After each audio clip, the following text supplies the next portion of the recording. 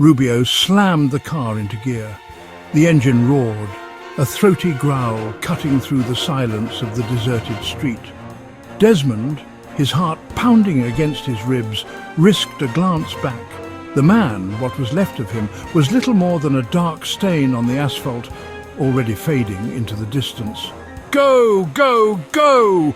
Desmond's voice was high-pitched, strained. Rubio didn't need to be told twice. He floored the gas pedal and the car lurched forward, tires screaming in protest as they fought for traction. Streetlights blurred into streaks of yellow and black. Desmond gripped the dashboard, knuckles white, his stomach churning with every bump in the road. They couldn't outrun the past. Not really, but for now, all that mattered was putting as much distance as possible between them and that scene. Each flickering streetlight, each deserted intersection they blew through, was another small victory in their desperate fight for survival. "You said it would be clean." Desmond's voice was tight, accusing. Rubio shot him a sidelong glance, his face a mask of cold indifference. "And you said you could handle it." Desmond looked away, unable to meet Rubio's gaze. His stomach churned, the metallic tang of fear coating his throat. He hadn't handled it. Not at all. It was messier than he could have imagined. They were in too deep now, bound together by the events of this night, tethered to each other by the shared secret that stained their souls. The past, they were learning, had a nasty habit of catching up, and the look in Rubio's eyes told Desmond they weren't even close to escaping it yet.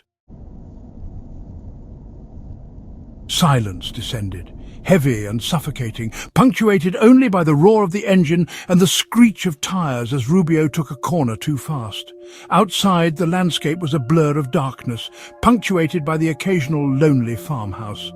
Desmond stole another glance at Rubio. His profile was hard, etched with a lifetime of bad decisions and even worse outcomes. Rubio was a survivor, though. Desmond had seen it firsthand tonight. They were alike in that way, he and Rubio. Two sides of the same coin, both running from something.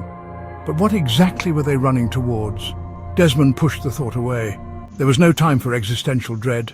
Not now. The first hint of dawn painted the horizon a pale, sickly yellow. Ahead, in the distance, a cluster of lights twinkled invitingly. Civilization. Or at least, the illusion of it. "We need to stop," Desmond said, his voice hoarse. Rubio didn't answer, but his grip on the steering wheel eased slightly. He knew it was true. They couldn't go on forever without rest, without supplies. But every stop, every interaction brought with it the risk of exposure.